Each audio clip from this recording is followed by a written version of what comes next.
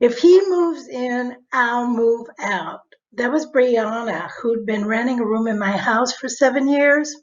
She had been a godsend at the time when my life had fallen apart and I needed to rent out rooms to pay the rent. From the day she showed up at my door with the silver cocktail shaker in one hand and a life-size cardboard cutout of Johnny Depp in the other, I knew I would love having her here. And as a millennial, she expanded my world. I learned words like heteronormative and Roku. We threw parties where people were still there in the morning making waffles. She knew my husband was in prison when she moved in, but neither of us really thought about what would happen when he got out.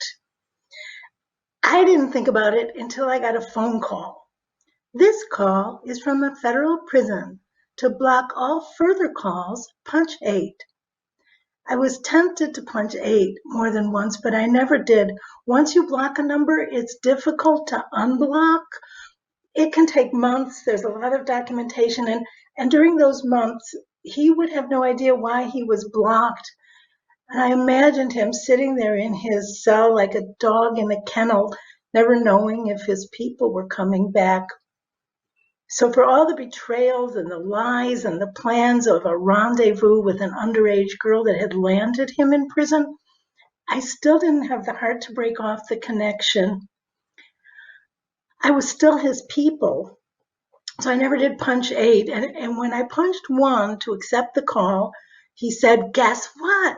I'm going to be out in 90 days. Holy shit. He'd waived the halfway house because he thought he could get out of prison and come back and live with me. Because I had told him he could come back and live with me until he got back on his feet. But I was conflicted. Do you want him to live with you? My counselor asked. Well, no, but yes, I don't know. I wanted to make it okay. Is that codependence or is that a healthy human kindness? I don't know.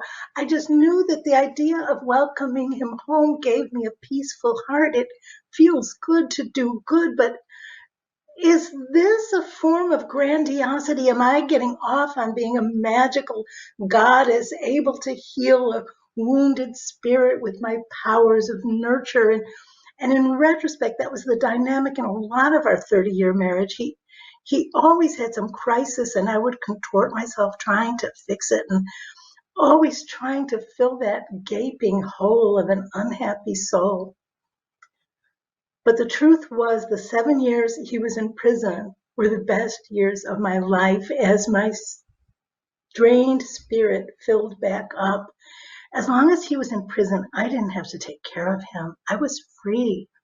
I had a new group of friends. We went dancing in rockabilly bars. We had weekends at the shore. Millennials were in my house making waffles. Once I went to a jazz concert and went home with the guitarist because I could. So where my life had been organized around Austin's endless unhappiness, I had a new life organized around music, sex, and brunch.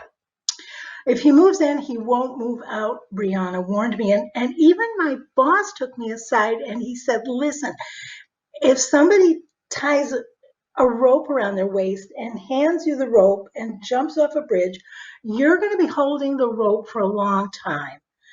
Let go of the rope, Margie. Let go of the rope. I'd started dating a man around that time, and I texted him after I went to counseling, and this was after our first date, and I texted him, bottom line, according to my counselor, I don't have to fix it, I don't have to fix it, I don't have to fix it. And he texted back, and the conga line of healthy relationships shuffles off to an uncertain future. So everyone in the world knew it wasn't my job, but everyone in the world wasn't living in my soul. I didn't want him to move in with me, give up my life and center around him, but I couldn't live with the thought of him homeless and friendless. And my friend Paul, I told my friend Paul what was happening, and he came up with an idea. My husband could stay at his apartment, and my friend Paul would stay with me. Thank God for codependent friends.